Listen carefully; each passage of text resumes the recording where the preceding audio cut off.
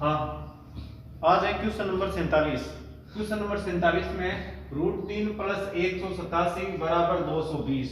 तो हमें बताना है √3 की स्क्वायर का मान क्या होगा।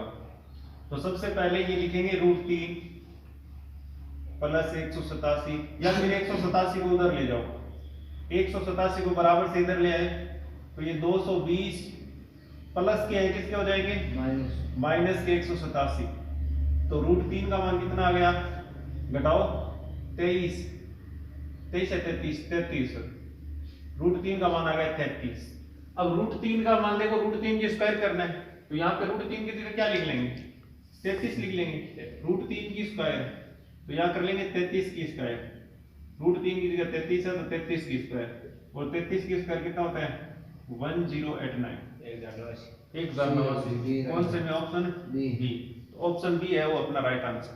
Question number 48, 1 3 6 10 question mark 21।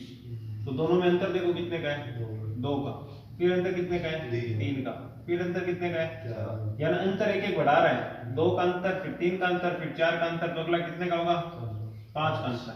अंतर का मतलब देखो 1 में 2 जोड़ रहा है, 1 में 2 जोड़ेंगे तो 3, और 3 में 3 जोड़ेंगे तो 6, 6 में 4 जोड़ेंगे तो 10, और 10 में 5 जोड़ेंगे तो यहाँ कितना आ जाएगा 15। अब आगे देखो पैटर्न मिल रहा है, 15 में 6 जोड़े तो 21 आ रहा है, तो 15 में 6 जोड़ोगे तो कितना आ रहा है 21 आ रहा है। इसका मतलब राइट आंसर कौन सा हो जाएगा 15 अपना राइट आंसर हो जाएगा। ध्यान दो, क्वेश्चन नंबर 49, दो संख्याओं का योगफल 14 है तथा अंतर 10 है, तो दोनों संख्याएं बतानी कौन कौन सी है। तो देखो दो तरीके हैं, पहला तरीका तो बेसिक से बता देता हूं। मान लो पहली संख्या a है, दूसरी संख्या b है, तो a + b दोनों का योग दे रखा है कितना 14, दोनों संख्याओं का योग 14 है, और दोनों संख्याओं का अंतर दे रखा है, अंतर कितना है 10। तो देखो अब इन दोनों का अगर हम जोड़ते हैं, जोड़ेंगे तो b से b कट जाएगा ना, 1 + 1 माइनस है तो ये तो जाएगा कट। a कितनी बार आएगा 2 बार आ जाएगा a बराबर, इन दोनों को जोड़ेंगे कितना हो जाएगा 24। तो यहां से a का मान निकालेंगे तो 24/2 भाग लगाओगे, a का मान कितना हो जाएगा 12, a का मान हो गया 12, a का मान 12 किसी भी एक समीकरण में रख लो, ये a + 14 a + b = 14 है, a का मान है अपने पास 12 + b = 14, तो b का मान यहां से निकालेंगे तो 12 इधर जाएंगे, 14 माइनस के 12, तो b का मान कितना आ गया 2। तो कौन सा ऑप्शन मिल रहा है डी, ऑप्शन नंबर डी। पर आपको करना ऐसा नहीं है, आपको करना सीधा ऑप्शन से है कि दो संख्याएं का योग दे रखा है 14, तो दो संख्याओं का बताओ योग 14, इसका भी योग 14 है, इसका भी योग 14, इन दोनों को जोड़ेंगे तो भी 14, इन दोनों को जोड़ेंगे तो भी 14, लेकिन दो संख्याओं अंतर दे रखा है 10, इनका अंतर 10 है क्या, देखो नहीं है तो कट जाएगा, इनका अंतर 10 है नहीं, इनका अंतर 10 है नहीं, इनका अंतर 10 है, तो ये राइट आंसर। समझ में आ रही है ना, दो संख्याओं का योग 14 है, दो संख्याओं का अंतर 10 है, तो सीधा ऑप्शन से करेंगे। लेकिन इसमें कई बार ऐसे पूछ लेता है कि बड़ी संख्या बताओ छोटी संख्या बताओ, तो आपको फिर ऐसे करना है, ठीक है, बड़ी संख्या छोटी संख्या पूछ ले तो ऐसे करना है, अगर दोनों संख्या पूछ ले तो दोनों संख्या पूछ ले, सीधा ऑप्शन से करो, कोई दिक्कत नहीं, ठीक है, नोट करो। क्या सीधा शॉर्टकट में लिख दो क्वेश्चन, शॉर्टकट का गुणनफल 35 है और दो संख्याओं के वर्गों का योग 74 है, तो आपको बताइए दोनों संख्याओं का योग क्या होगा।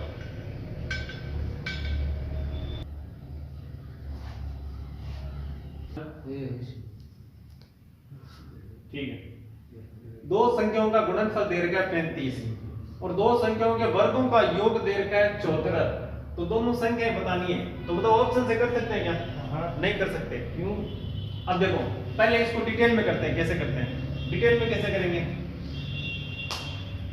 डिटेल में करने के लिए सबसे पहले आपको एक फॉर्मूला लिखाता हूं छोटा सा, ये फॉर्मूला आपने पढ़ा होगा, a + b² बराबर a² + 2ab + b², पढ़ा नहीं है, या फिर ये b² पास में लिख देता हूं, b² + 2ab। अब ध्यान दो, देखो a गुना b का मान दे रखा है, देखो यहाँ 35, a² b² का मान दे रखा है 74, ये रहेगा 74, ये तो निकालना है, ये तो निकालना है, लेकिन एक मिनट चलो देखते हैं। a प्लस बी का स्क्वायर बराबर a की स्क्वायर प्लस b की स्क्वायर का मान कितना है 74।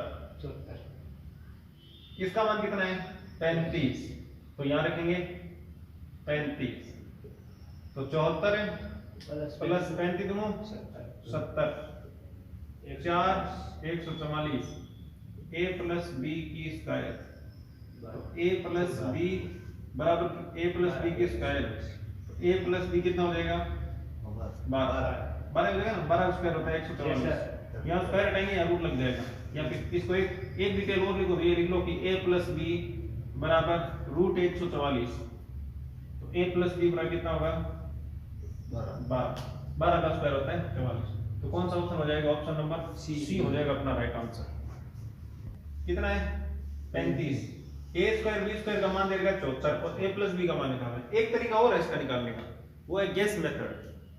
गेस मेथड मतलब गेस करो आप कि कौन सी दो संख्या को गुणा करने में 35 आता है, 7 और 5 को, 7 और 5 को, तो मतलब एक तो 7 है एक 5 है, तो अब 7 और 5 का स्क्वायर करके और जोड़ो दोनों को 74 आता है कि नहीं आता, तो 7 का स्क्वायर होता है 49 और 5 का स्क्वायर होता है 35, दोनों को जोड़ेंगे कितना आ रहा है 74 आ रहा है ना, 35 नहीं 25, 25 दोनों को जोड़ेंगे तो 74 आ रहा है ना, इसका मतलब 7 और 5 एकदम सही है, तो 7 और 5 का योग पूछ रहा है कितना बार, 7 और 5 दोनों को जोड़ेंगे कितना हो जाएगा 12, तो कुछ भी करने की जरूरत नहीं है, गेस करना अगर सीख गए ना से तो समझ में आ जाएगा। दोनों में चेक कर लो, बस क्रॉस चेक करना है कि 7 और 5 रख के चेक करो कि 7 को 5 से गुणा करने पे 35 आ रहा है, 7 के स्क्वायर 5 के स्क्वायर करके जोड़ने पे 74 आ रहा है, इसका मतलब 7 और 5 ही है वो संख्या, इसका मतलब वो संख्या 7 और 5 ही है, तो 7 और 5 दोनों को आपस में जोड़ेंगे कितना आ जाएगा 12 आ जाएगा।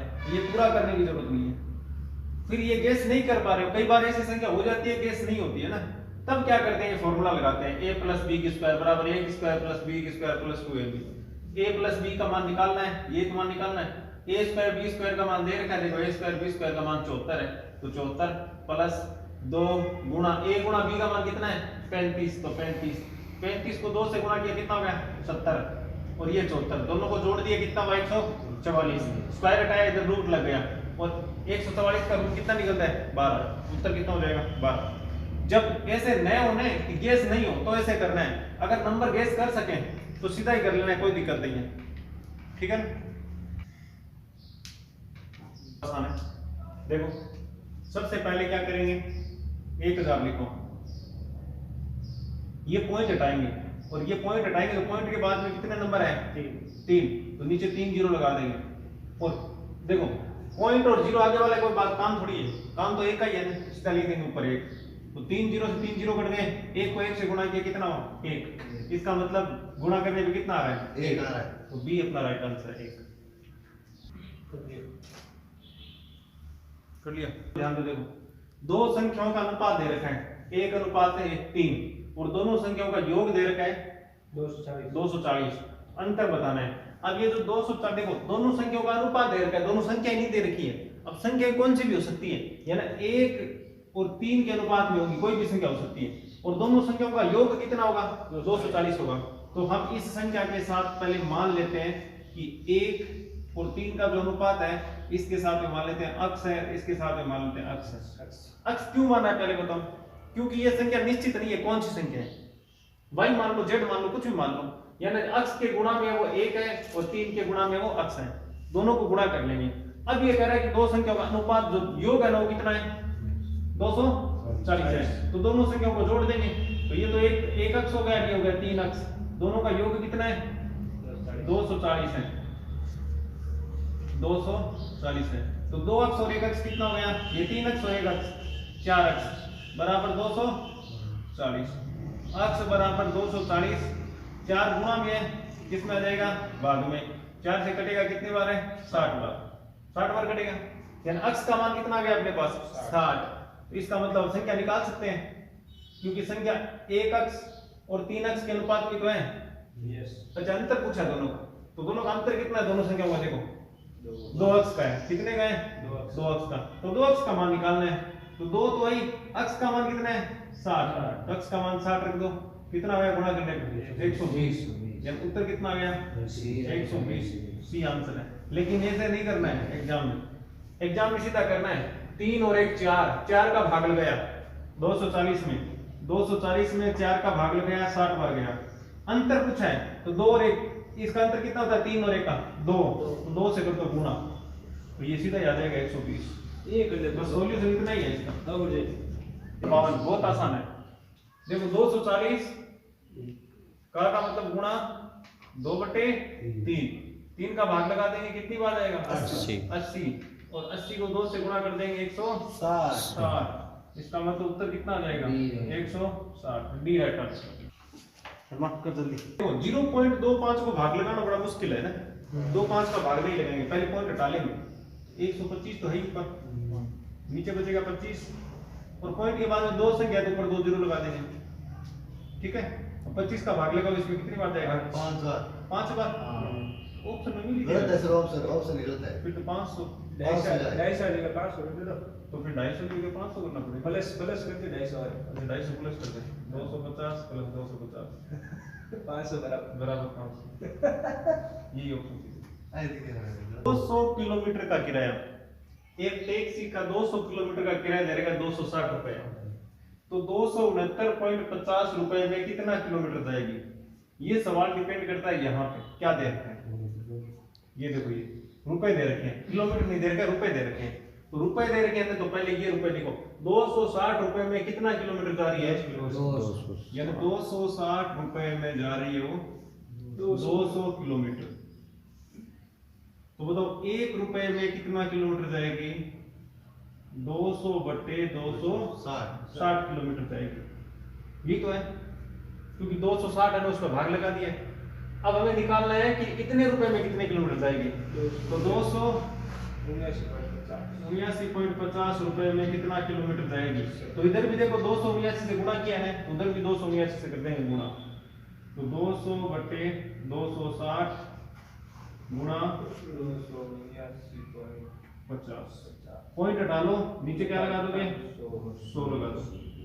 2 जीरो से 2 जीरो कट गए, 1 जीरो से 1 जीरो कट गया, ये कट गया 13 बार।